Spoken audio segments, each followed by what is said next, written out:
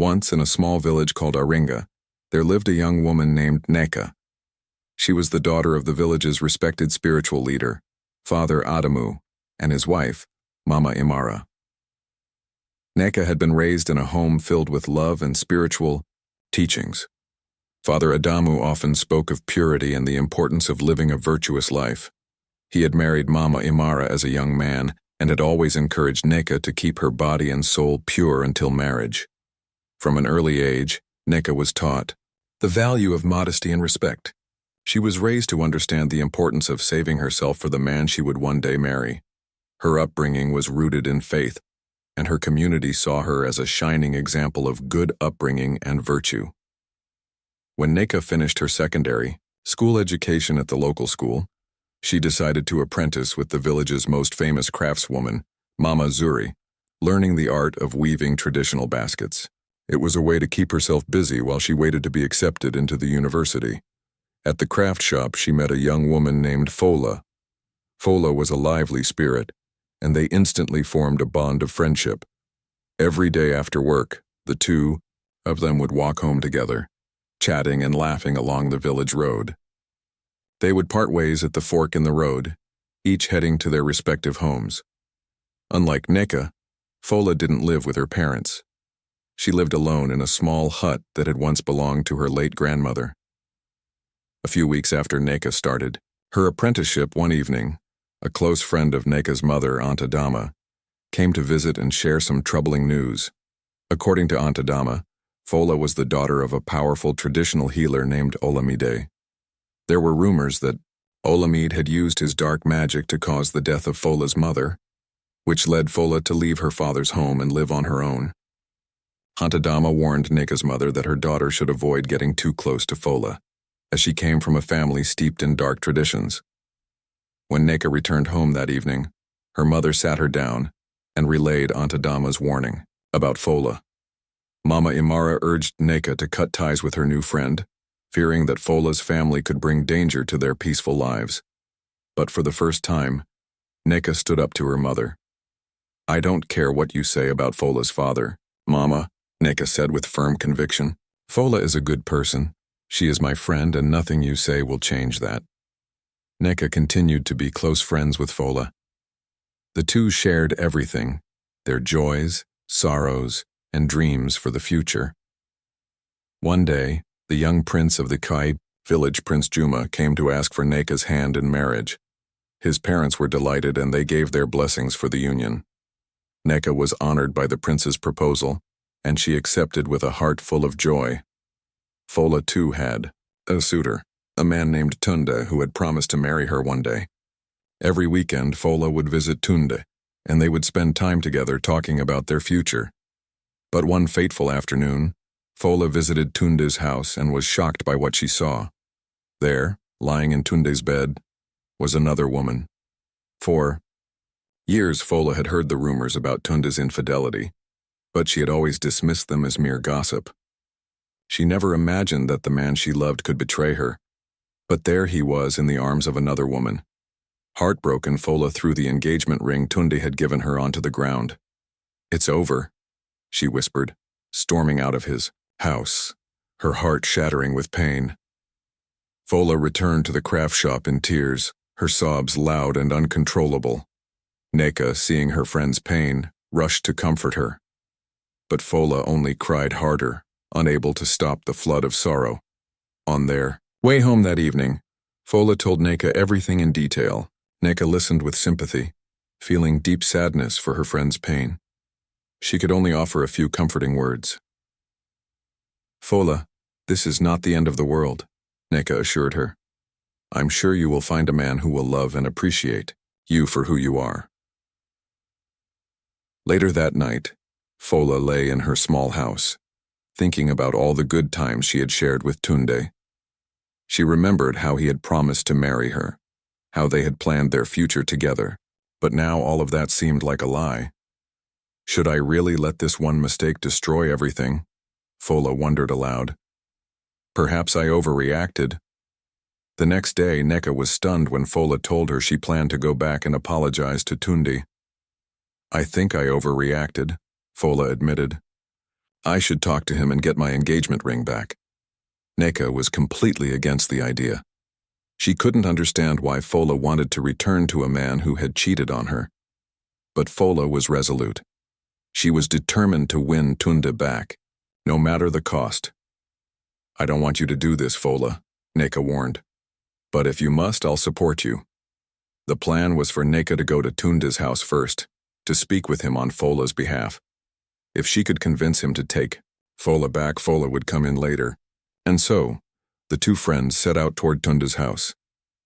When they arrived, Nneka went inside alone, while Fola waited under a tree as they had planned. Inside, Tunde sat on a mat, looking downcast and quiet.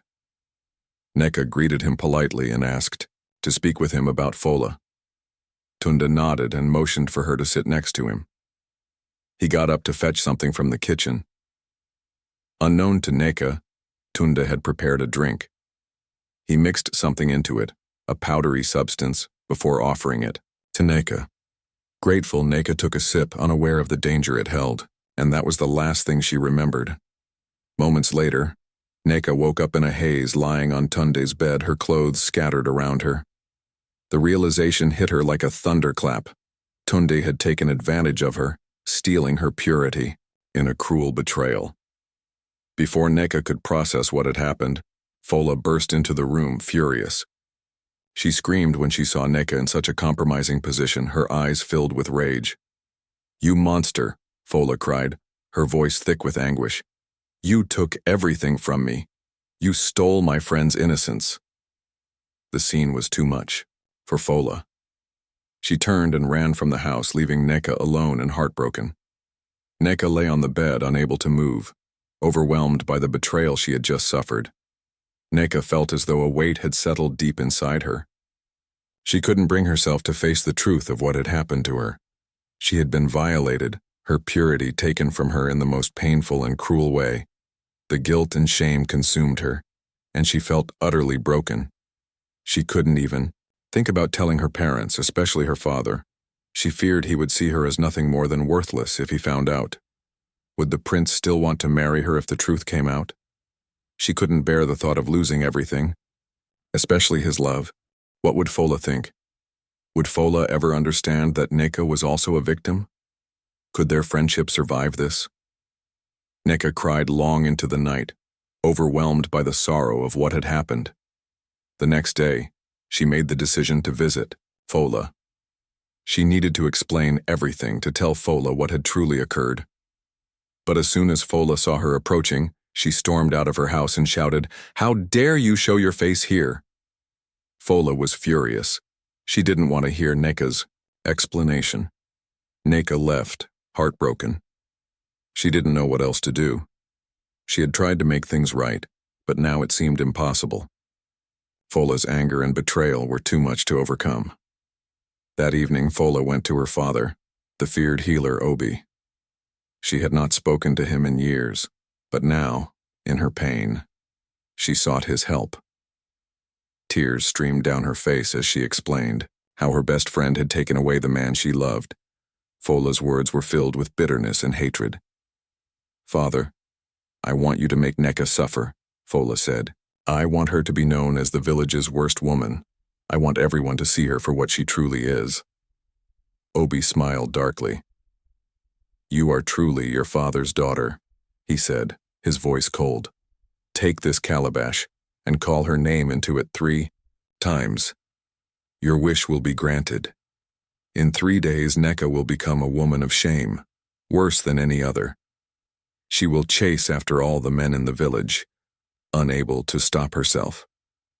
Fola took the calabash, her heart filled with a desire for vengeance. She wanted Nneka to feel the same pain she felt. 3 days later, Prince Juma visited Nneka's home. He expressed his desire to take her to the palace to meet his parents and spend some time with them before the wedding. Nneka's parents agreed, happily, and she packed her things, excited for the journey ahead. At the palace, Nneka was introduced to the king and queen. They welcomed her warmly, praising their son's choice of bride. After a delicious dinner, Nneka was shown to her room. The night was peaceful, but as midnight came, The rain began to pour. Nneka woke from her sleep, feeling an unsettling sensation. It was as if something was pulling her, urging her to go to the prince's room. The voice in her head spoke again. You need to go to his room now. Let him be with you. Nneka rose from her bed as if someone else was controlling her. Her body, moving without her will, she walked to the prince's room and entered, her body trembling. I'm cold, Nneka whispered. Prince Juma, concerned, wrapped his arms around her to keep her warm. But Nneka's hands began to move, touching his body. The prince was taken aback. He had been told that Nneka was pure and that they would wait until their wedding night. Are you sure you want to do this? He asked, confusion in his eyes. Yes, my prince, Nneka replied. And so they slept together. But even after that, Nneka wanted more. She kept pushing for more until dawn. Prince Juma was exhausted and frustrated. What manner of woman is this? He thought. He quickly took Nneka back to her parents' home, without telling them what had happened. When her parents asked what had gone wrong, Nneka lied. She told them that the prince had become angry when she refused to allow him to touch her. You did well, my daughter, Father Adamu said, hugging her tightly. Do not compromise your purity for anyone, prince or not. The next day, as Nneka walked to the craft shop, the strange feeling returned. The voice in her head spoke once again. You need a man now. Nneka was troubled, unsure of what was happening to her. As she walked, she saw Dai, a young man who had once asked her out but had been rejected. But this time, Nneka smiled at him. Dee was surprised, and before he knew it, Nneka had embraced him. Without a word, he took her to a nearby bush and they slept together. But still, Nneka wasn't satisfied. She wanted more. Dai, terrified, quickly ran away. But Nneka's thirst for attention from men didn't end there. She moved from one man to another, begging them to sleep with her. Rumors spread throughout the village about the wild woman who couldn't be satisfied. Father Adamu heard the rumors, but he refused to believe them. These are lies. My daughter is a good girl, he insisted. But Nneka knew the truth. She needed help, but who could she turn to? She couldn't tell her parents. She prayed that one day the strange feelings would stop. One fateful night, Nneka woke up again, the voices growing louder. You need a man now. This time it was so intense that Nneka sneaked into her father's room, tears in her eyes, and begged him to sleep with her. Father Adamu was horrified. He couldn't believe what he was hearing. The truth hit him like a storm. He began to pray, calling upon the power of God to drive out the evil spirits that had taken control of his daughter. Mama Imara joined him, and together they prayed until dawn. They didn't stop until the evil spirit sent by Fola's father left Nneka's body. Nneka was freed from the darkness that had consumed her. Months later, she was accepted into the university in the city, far from the small village where everything had begun. She started a new life, leaving the pain and shame behind. In her final year of university, Nneka met a kind young man named Afam. They fell in love, and after graduation, he asked her to marry him. Nneka happily accepted. One day, while visiting her parents in the village, Nneka saw a young woman begging for alms on the road. As she approached, she recognized her instantly. It was Fola. Sometimes, the consequences of our actions come from the choices we make in moments of pain. True strength lies in forgiveness, but only when we understand that true love never seeks to harm. May we always remember to protect our purity and our hearts from the darkness. Dear besties, if you can, relate to this story. Don't forget to like, share, and subscribe. Drop a comment below and let us know your thoughts.